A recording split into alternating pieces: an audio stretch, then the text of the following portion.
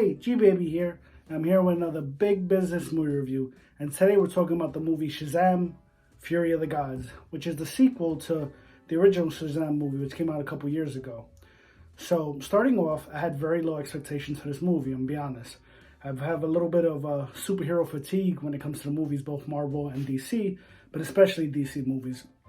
I feel like the last few DC movies have been CGI monstrosities at the end when the villain turns to some type of CGI,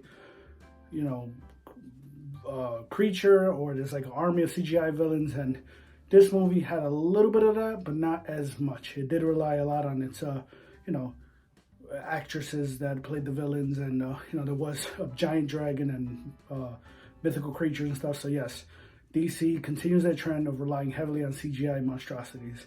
I really would like DC to start making just some better, more compelling villains, because the villains are always like black and white, they're evil. That's it. Like, they're not as complex besides the, standalone Batman movies and, the Joker and a few other, those Gotham characters come out of those series, those movies. But besides that, I mean, the DC villains that they've been putting out have been pretty one-dimensional. Like in, what's the movie? Black Adam with The Rock. The guy was a literal devil demon character that he was fighting with an army of undead CGI creatures. Like, couldn't get more evil than that. So I really would like DC in the future to start making more compelling villains and stuff, because they can make great stuff. I think the show with John Cena is excellent on HBO Max, as well as the Joker movie. They're coming out with a second one with Joaquin Phoenix, and he won an Academy Award for that. And I think all the Joker performances before that, like Heath Ledger, was amazing. So they can tell compelling stories with compelling, complex villains, but I don't know. I feel like it was a little bit of a wasted opportunity with having Lucy Liu and Helen Mirren. Yes, she's a tremendous actress, so sorry for butchering her name right now. But yeah, I really feel like DC has forever been playing catch up to Marvel, and Marvel's kind of been slacking recently with kind of lackluster performances after the whole Thanos arc finished with Infinity War. So be interesting to see them get back to form. I think the Guardians of the Galaxy movie might be pretty great, actually, but we'll see. Only time will tell. But for this movie in particular, I liked it more than I thought I would like it, which is a good thing, because going into it, besides the CGI monsters and flat villains that I expected from a DC film, I thought it could look kind of silly, and I didn't think I was going to be that interested in what was going on. But you know what? Zach Levy was just as charismatic as always, playing Shazam, the Shazam adult character, superhero character.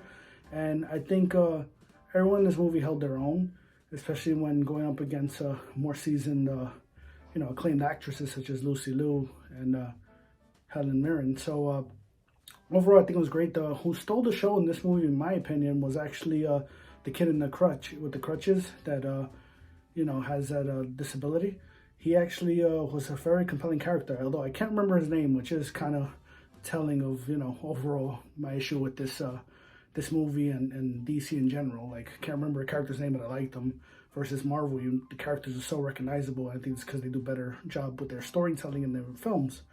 But overall, the story had a lot of heart. So on the plus side, it had a lot of heart, and it was very enjoyable. If you like mythical creatures, if you like Greek mythology, you're gonna enjoy this movie. You're gonna have a good time. It was a lot of goofy fun, a lot of goofy jokes. It was a very, very silly movie. So don't expect some compelling end of the world tale with superheroes that's gonna be drama filled. It was more it was high stakes, but it never really felt high stakes. It was all just nonstop joking and a whole bunch of ridiculous craziness. It gave me scenes I didn't know I would need, like a unicorn stampede scene, which was excellent. It was funny, very funny. But overall, besides the funny goofiness of it all, it was just a good time. It was a good time, but I would recommend saving your money, actually, and skipping this one to go see John Wick next week, which I'm definitely going to see. So I think that's going to be the better outing. So if you're only going to go to movies once this month, save for John Wick. Definitely. I think that's the choice to make. But overall, it was good. I think it was better than Black Adam, because Black Adam was a lot of fun, but The Rock pretty much just plays himself in every film. But so for DC overall, there is some confusion too, because I'm watching this thinking like, okay, are they going to continue this story? Because they build up a lot, and even with the after credit scene, which I'm not going to ruin here. But, I don't know if they're going to continue this. So it had some great moments. It had a really nice surprise in it that was definitely fan service, which I'm not going to ruin here. But yeah, but then even with the character they brought in, who I'm not going to say, it's like, is this going to continue like this? Because you don't know who's DC future is secure after the shakeup, after the underperformance of Black Adam. So I would have loved to see Black Adam go up against Shazam and his family, but we'll see what the future holds. But overall, I'd say it was fun, but just wait for it to come on streaming. Not worth going to a theater to see. Overall, I give it a 7 out of 10. It was good, goofy fun. I did enjoy it a lot more than I thought I would. I think the characters, the kids were fun, especially the one brother with the crutches. He stole the show, just very heartfelt. But overall, this movie had a lot of goofy, silly fun. It didn't take itself too seriously. But overall, it was forgettable. I'll probably, forget about it after the next couple movies. So I don't quite recommend it. Like I said, just catch it on streaming. But yeah, hopefully DC can make some more compelling projects in the future. I would like to get. I know they will when I think they will when the new Joker movie comes out with Lady Gaga playing Harley Quinn. So those have been excellent, and I think they're doing a show with Colin Farrell's what is it? The Penguin. Yeah, so it's based off of that Gotham movie of the Batman, which was excellent. So like I said, the Batman movies and characters have been killing it, but everything in DC is a complete mess. That's why they had to redo it now.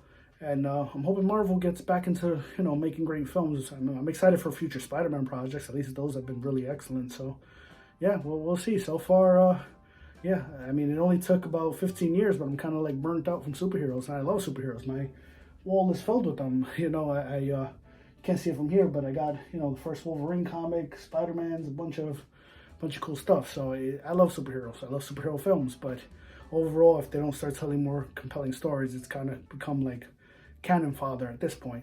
But that's my 2 cents. Let me know what you think, if you're gonna see this movie or if you're gonna skip it. But definitely let's all get ready to see Keanu Reeves do his thing as John Wick next week. So take care. Bye.